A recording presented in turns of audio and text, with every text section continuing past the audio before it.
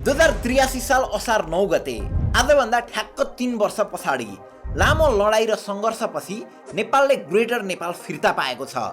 UAN सँगसँगै अन्तर्राष्ट्रिय अदालतले पनि विगत 3 वर्षदेखि यही विषयका तथ्यहरू किलाउँदै अन्ततः सुगौली सन्धिमा नेपालले गुमाएको भूभागहरू भारतको नभइकन नेपालकै हो भनेर नेपालकै पक्षमा फैसला सुनाएको छ।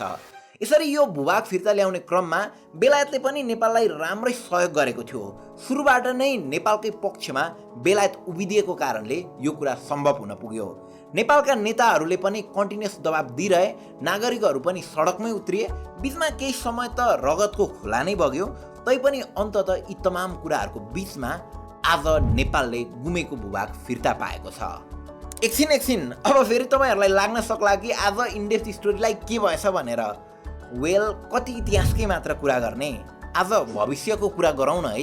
एकछिनलाई मानिदिउँ कि नेपालको गुमेको भूभागहरू फिर्ता आयो अरे, ग्रेटर नेपाल नै बन्यो अरे। अब के हुन्छ त, कन्सिक्वेन्सेसहरू के हुन्छन् त, यो कुराहरूले हामीलाई कसरी कुन रूपमा कसरी प्रभाव पार्न सक्छ त, त्यो सबै हेरौँ न है।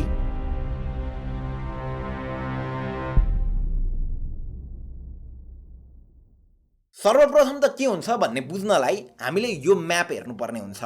यो म्यापमा हरियो रङले देखाएको अहिलेको 2080 सालको नेपाल हो, जसको क्षेत्रफल जम्मा 1,47,181 वर्ग किलोमिटर छ। सरी, ओलीबाली थप्टिएको लिम्पियाधुरा र लिपुलेक त सधैँ बिर्सिने भने। अब त्यो पनि जोड्ने हो भने 1,47,516 स्क्वायर किलोमिटर हुन जान्छ। हो, त्यति नै छ अहिलेको नेपालको क्षेत्रफल। तर यदि पुरानो भूभागहरू पनि नेपालमै फिर्ता आउने हो भने सबैभन्दा पहिला त नेपालको क्षेत्रफल हलक्कै बढेर 2,50,000 स्क्वायर किलोमिटरको आसपास पुग्न जान्छ। अहिलेको भारतको सिक्किम, दार्जिलिङ, कालेबुङ, त्यस्तै गरेर उत्तराखण्ड, हिमाचल प्रदेश, अरुणाचल प्रदेश र बिहारका भूभागहरू नेपालमै मिसिएर नेपालको भूभाग 60% भन्दा बढीले बढ्नेछ।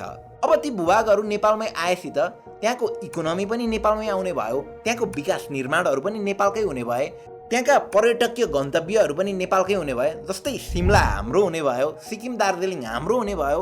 दार्जिलिङले वार्षिक 350 करोड भारु आसपास आम्दानी गर्छ टुरिज्मबाट मात्र, अब त्यो रकम पनि हाम्रै हुने भयो। त्यस्तै बिहारमा कुद्ने यी तमाम रेलहरू पनि हाम्रै हुने भए। ओहो, कस्तो रमाइलो छ नि है, सबै विकासका कुराहरू हाम्रो, सबै हाम्रै हुने भए। तर कुरा यतिमै रोकिँदैन। ती भूभाग सँगसँगै त्यहाँको जनसङ्ख्या पनि त नेपालकै हुने भयो, ती मानिसहरू पनि त नेपालकै हुने भए। अब कति मानिसहरू आउँछन्, कति जनसङ्ख्या थपिन्छ, त्यो पनि हेरौँ। सर्वप्रथम त उत्तराखण्ड नेपालमै मिसिएपछि त्यहाँको 1 करोड जनसङ्ख्या पनि नेपालकै हुने भयो। त्यस्तै हिमाचल प्रदेशबाट करिब 77 लाख मानिसहरू नेपाली हुने भए। उत्तर प्रदेशको गोरखपुर नेपालमा आउँछ र आउँदै गर्दाखेरि त्यहाँका 4 लाख जनसङ्ख्याहरू पनि नेपालकै हुने भए। त्यस्तै गरेर बिहारको जनसङ्ख्या अहिले 10 करोड छ। अब बालिन शाहले आफ्नो कार्यकक्षमा राखेको यो ग्रेटर नेपालको म्याप हेर्ने हो भने र त्यसलाई नै आधार मान्ने हो भने बिहारको 14वटा जिल्लाहरू नेपालमा पर्ने देखिन्छ। पश्चिम चम्पारण, पूर्व चम्पारण, पूर्णिया, खगरिया, गोपालगञ्ज जस्ता 14वटा जिल्लाहरू नेपालमा आउने भए। यी 14वटा जिल्लामा बिहारको 42.58% मानिसहरू बस्छन्। त्यो भनेको 4 करोड 25 लाखको आसपास हुन जान्छ। ती सबै नागरिकहरू नेपालका हुने भए। यसरी हामीले गुमाएको जमिन फिर्ता माग्ने हो भने त्यो जमिन सँगसँगै करिब बिहारबाट 4 करोड 25 लाख, उत्तराखण्डबाट 1 करोड, हिमाचल प्रदेशबाट 77 लाख र गोरखपुरबाट 4 लाख मानिसहरू गरेर जम्मा 6 करोडभन्दा बढी मानिसहरू नेपालमा थपिन्छन्। हामी नेपालीहरू जम्मा 3 करोड छौँ, उनीहरू थपिँदा अब 9 करोडभन्दा बढी हुने भयौँ। यानि कि 2/3 जनसङ्ख्या त त्यतैबाट थपिने भए। यसले कुन डाइमेन्सनसम्म फरक पार्छ, अब त्यो कुरा पनि हेर्दै जाउँ। जस्तै अहिले अब क्रिकेटकै कुरा भइरहेछ, त्यहीँबाट सुरु गरौँ। यदि भोलि नेपाली क्रिकेट टिमलाई कुनै अन्तर्राष्ट्रिय प्रतियोगितामा पठाउनु पर्यो भने त अहिलेकै टिम मात्र पठाएर त भएन नि, उताबाट 6 करोड थपिएपछि त अब ती 6 करोड र हाम्रा 3 करोडबाट छानिएर पठाउनु पर्यो नि त। अब को नेपालमा आउँछन् त? नेपालले गुमाएका यी क्षेत्रका यी सम्पूर्ण खेलाडीहरू त अब नेपाल आउने भए।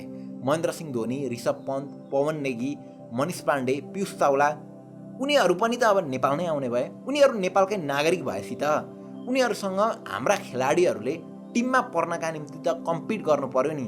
अब उनीहरू हुँदाहुँदै हाम्रा खेलाडीहरू को पर्छन् त्यो आफै विचार गर्नुहोस्। उनीहरूको पर्ने सम्भावना एकदमै कम हुन्छ। अब आफ्नै भूमिले जन्माएको नेपाली नै बोल्ने हाम्रा खेलाडीहरू त्यो टिममा नभएपछि त्यो टिमले जस्तै सफलता पाउँदा पनि हामी रमाउन सक्दैनौँ, होइन र? हामी इमोसनल्ली अहिले जसरी टिमसँग कनेक्ट छौँ उनीहरूसँग नहुन सक्छौँ। अब कतिलाई त खेलाडी आउँदा टिम नै राम्रो हुने हो, at the end Nepali team नै त हो नि भन्ने पनि लाग्न सक्छ। ल त्यो लाग्छ भने पनि ठिकै छ। अब यो कुरालाई पोलिटिकली हेरौँ न त, कहाँसम्म कुन डाइमेन्सनमा यसलाई छुँदो रहेछ त्यो हेरौँ। अब पोलिटिक्समा एउटा रुल छ, मेजोरिटी रुल्स द माइनोरिटी। हाम्रो जनसङ्ख्या 3 करोड छ, उनीहरूको हाम्रोभन्दा दोब्बर बढी। अनि त्यो हुँदै गर्दा कसले कसलाई शासन गर्छ आफै विचार गर्नुहोस् त। अहिलेको जनसङ्ख्यालाई आधार बनाएर नेपालमा 175वटा निर्वाचन क्षेत्रहरू छन्। तिनै क्षेत्रबाट 175 जना सांसदहरू छानिने हो। अब थपिएको 6 करोड जनसङ्ख्यालाई रिप्रेजेन्ट गर्न त थप 350 निर्वाचन क्षेत्र चाहियो, थप 350 नयाँ सांसदहरू चाहियो। अब त्यति बेला जेसुकै गरे पनि बहुमत मात्र होइन 2/3 त उनीहरूकै पुग्ने नै भयो। नेपालका कङ्ग्रेस, एमाले, माओवादी, रासोपा, राप्रपा सबै नै मिलेर गठबन्धन गरे पनि उताको जति सिट ल्याउँदैनन्। अनि त्यो भएपछि गभर्मेन्ट कसको बन्ने भयो त? ल कसले बनाउने भयो त? रुल कसले कसलाई गर्ने भयो त? यस्तो हुँदा हामी त अल्पमतमा पर्छौँ नि बाबा। जस्तै नेताहरू नै हेर्नुहोस् न, उताका पपुलर नेताहरू नेपालको पार्लियामेन्ट छिर्छन्। उत्तर प्रदेशका अहिलेका सीएम योगी आदित्यनाथले गोरखपुरबाट चुनाव जितेका थिए। भोलिको दिनमा हामीले गोरखपुर माग्दै गर्दा उनलाई पनि स्वीकार्न त तयार हुनु पर्यो नि। उनी सँगसँगै मनोज तिवारी स्वीकार्न तयार हुनु पर्यो। उनीहरू त प्रतिनिधि पात्र मात्र हुन्। भन्न खोजेको त्यताबाट जो पनि नेपालको नेता बनेर छिर्न सक्छ है। नरेन्द्र मोदी अथवा योगी आदित्यनाथ जो पनि नेपालको प्रधानमन्त्रीसम्म पनि बन्न सक्छन्। अब भोलिको दिनमा उनीहरू नेपाल छिर्दै गर्दा त सबैभन्दा पहिला त भारतीय जनता पार्टीलाई नेपालमा दर्ता गराउँछन्। त्यही नाम अब यदि निर्वाचन आयोगले दर्ता गरिदिएन भने पनि त्यही टिमले अरू कुनै नाम राखेर पार्टी दर्ता गराउँछन् अनि चुनाव लड्छन्, उतैको भोटले जित्छन्। हामी त अलरेडी पपुलेसन वाइज माइनोरिटी छौँ उनीहरूभन्दा। उनीहरूको ढुक्कै 2/3 पुग्छ, अथवा एकैचोटि नपुगे पनि ढिलो चाँडो पुग्छ नै पुग्छ। सरकार उनीहरूकै हुन्छ, हामी माथि पनि शासन उनीहरूकै हुन्छ। अनि भोलि चाहिँ सबै क्षेत्रमा राम्रो पकड आफ्नो बनाइसके पछाडि अब नेपाललाई किन यसरी स्वतन्त्र मुलुक बनाउने, यसलाई लगेर भारतमै गाभौँ न भनेर उनीहरूले भने त त्यो कुरालाई पार्लियामेन्टबाट पास गर्न कुनै गाह्रो नै हुँदैन। अथवा जनतामाझ नै जनमत सङ्ग्रह गर्ने हो भने पनि हामीसँग त 1 लाख पपुलेसन पनि छैन। जनमत सङ्ग्रहमा हाम्रो जित्ने चान्सै छँदै छैन। यो हुँदा त भारतमै देश गाभियो नि।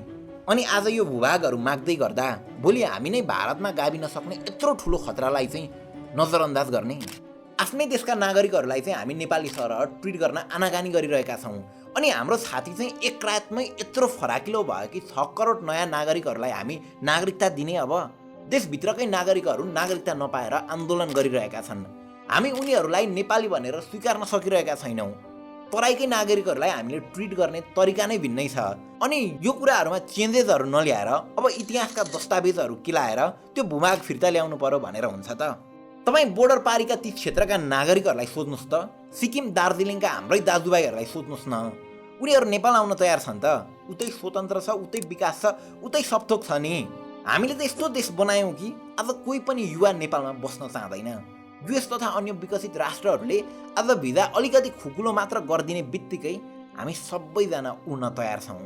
अब त प्राय विद्यार्थीहरूसँग पनि जम्मा 2टा मात्रै अप्सन छ, कि त 12 पछाडि विदेश जाने, कि त ब्याचलर पछाडि विदेश जाने। जाने जसरी पनि जाने। अनि यसरी हुन्छ त बाबा? सायद अहिलेको मुद्दा भनेको ग्रेटर नेपाल होइन होला, बेटर नेपाल चाहिँ पो हो कि? यस्तो नेपाल जहाँ कसैले पनि देश छाड्ने बारे नसोचोस्, यस्तो नेपाल जहाँ विदेशीहरू नै पढ्नका निम्ति, काम गर्नका निम्ति, घुम्नका निम्ति आउन्, त्यस्तो नेपाल जहाँ सबैलाई समान अपर्च्युनिटिजहरू मिलोस्, इरेस्पेक्टिभ अफ देयर कास्ट अथवा जहाँबाट त्यो व्यक्ति कहाँबाट आयो अथवा कुन पार्टीको हो, यी कुराहरूले केही माइना नराखोस्। अनि पो बन्छ त बेटर नेपाल। अनि आफै स्वाभिमानी भएपछि बल्ल ग्रेटर नेपाल फिर्ता ल्याउनेतिर जाउँला न।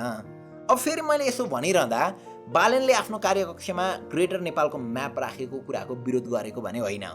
उनले त भारतले लुम्बिनीसम्मको सांस्कृतिक नक्सा जारी गर्न मिल्छ भने हामीले पनि त ग्रेटर नेपालको नक्सा राख्न सक्नुपर्छ भन्ने सन्देश मात्र दिन खोजेका हुन्। भारतले केही गर्दैछ भने हामीसँग पनि त्यसको जवाब दिन सक्ने आँट हुनुपर्छ भन्ने मात्र देखाउन खोजेका हुन्। भूमि नै फिर्ता ल्याउनुपर्छ भनेर बालेन आफैले त कहिल्यै भनेका छँदै छैनन्। त्यसैले हामीसँग, हाम्रा नेताहरूसँग भारतको विरुद्धमा बोल्न सक्ने आँट चाहिँ हुनु पर्यो। भारत भ्रमण जाँदाखेरि त्यस्तो स्वागत पाएर हुँदै भएन। सम्मान भन्ने कुरो भूमि धेर भएर ठुलो देश भएर पाउने कुरा होइन नि। हामी आफू नै स्वाभिमानी हुने हो, हाम्रो स्वाभिमान उच्च राख्ने हो भने अनि पो सम्मान पाइन्छ त। आज पनि धेरै क्षेत्रफल भएका कति राष्ट्रहरू नेपालभन्दा पछाडिएका छन्। आज पनि ससाना राष्ट्रहरू कति धेरै शक्तिशाली छन् नि। त्यसैले भूमि धेर हुनु, जमिन धेर हुनु भन्दा पनि जे छ त्यसलाई नै बस्न योग्य बनाऊ न। पहिला बेटर नेपाल बनाऊ, अनि त्यस पछाडि ग्रेटर नेपालको त कुरा गर्दै गरौँला न, होइन? त्यसो गरे कसो होला? हस् त, थ्याङ्क यू फर वाचिङ।